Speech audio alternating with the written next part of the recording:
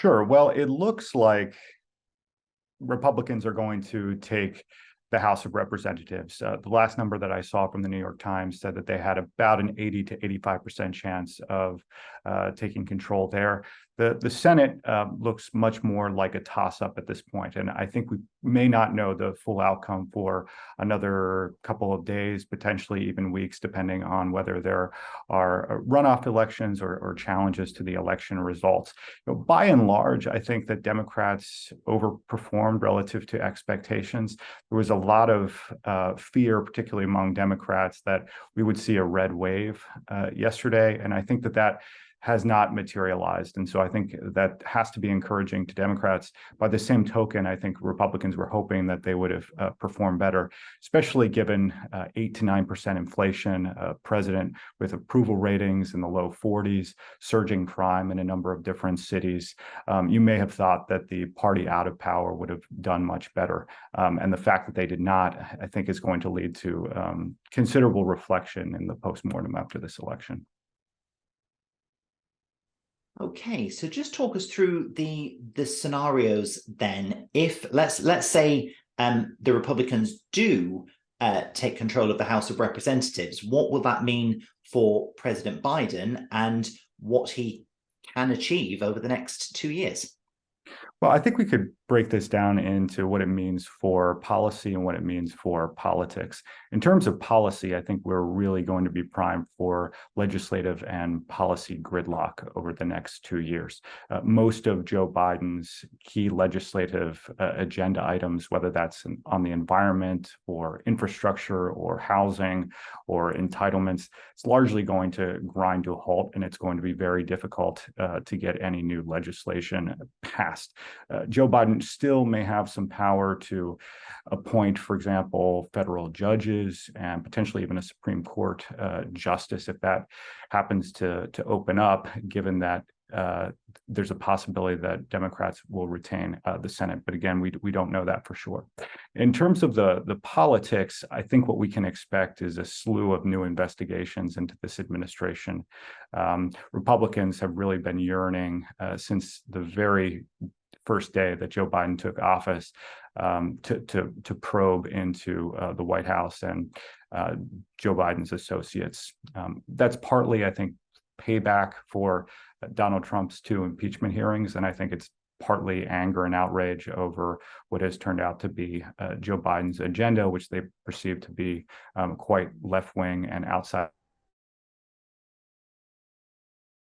the mainlands into a number of different areas that would include the government's response to COVID-19, Hunter Biden's laptop, charges of a politically motivated Justice Department, potentially the withdrawal from Afghanistan.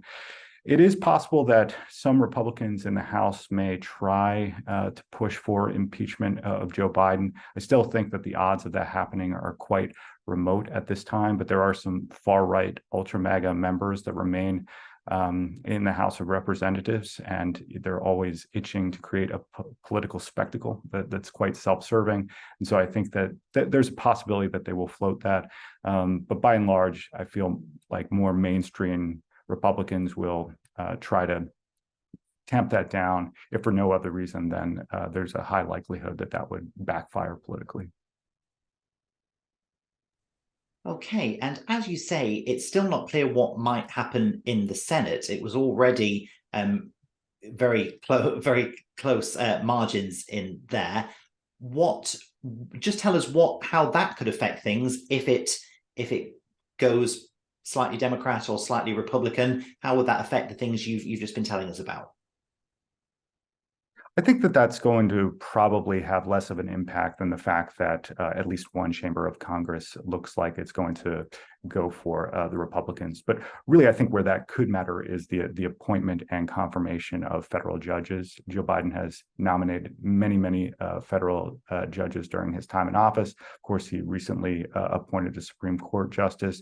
That can have huge implications for decades. So if by chance a new opening came up, it's likely that Democrats would be able to get that through, even if they had a slim majority. But again, that's not a foregone conclusion at this point, and it still looks like it could go either way in the Senate. Okay, and if we could please talk about former President Trump for a moment. Obviously, he's been quite active over the last few weeks, getting involved in campaigning. He's promising a big announcement next week. What does all of this that's happened in the midterms mean for his potential chances if he does go for the presidency again in 2 years' time? Well, a lot of experts viewed the midterms this year as a referendum on Joe Biden, but I think that they're just as much a referendum on Donald Trump. I mean, he's been so involved since the very outset in endorsing candidates, backing candidates. He's continued to hold his rallies and stay in the public limelight. Sometimes for reasons that he chooses and sometimes not, as we've seen, for example, with the January 6th investigation and the Mar-a-Lago raid.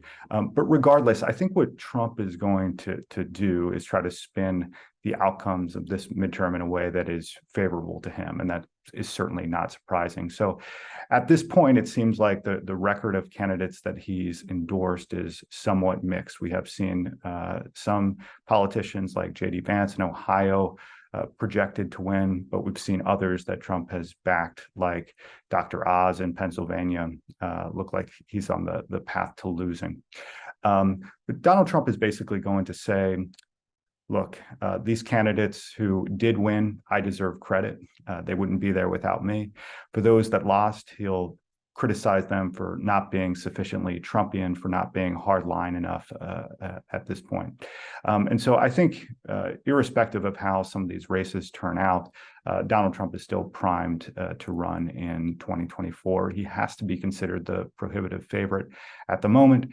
At the same time, I think one thing that last night did was reveal Ron DeSantis as a serious potential rival in 2024. He outperform expectations that were already quite high in Florida, winning large swaths of the Latino vote and flipping some key districts that are usually Democratic strongholds into the Republican category.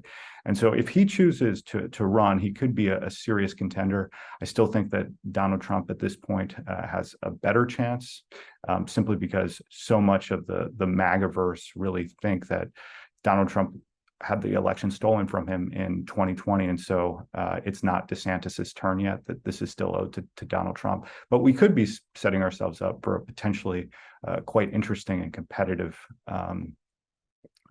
primary cycle on the Republican side.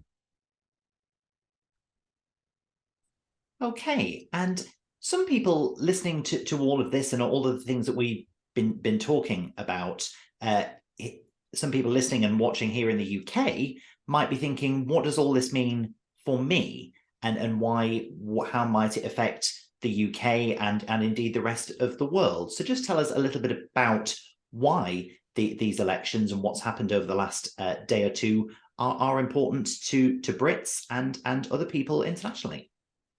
Well, I guess I would say that I do think that the midterms have less of an impact than a presidential election on foreign policy. In the United States, president usually has a more purview over foreign policy issues than Congress, and that's sort of been a trend that's been amplified over the past several decades.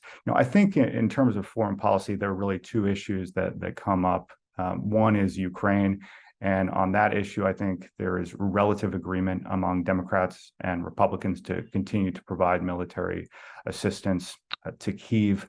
That's in line with about 3/4 of Americans who would like to see that kind of policy supported.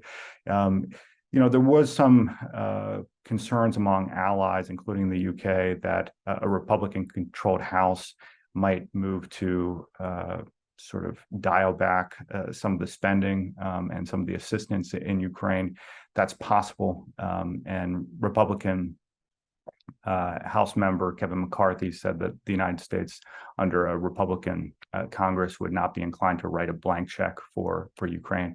But despite the fact that there are some isolationist wings within the Republican Party and the Democratic Party for that matter. I think by and large, we're going to see a status quo approach to Ukraine. The other main issue is China. And again, that's where Democrats and Republicans, for all the talk about partisan polarization at home, are relatively aligned. Joe Biden, for the most part, has continued status quo policies that Donald Trump put in place, including kind of low-grade economic warfare through tariffs and other measures. And so, I think by and large, we're going to see less of an impact on foreign policy than domestic policy. But because the midterms really set us up for 2024, they do matter on the margins.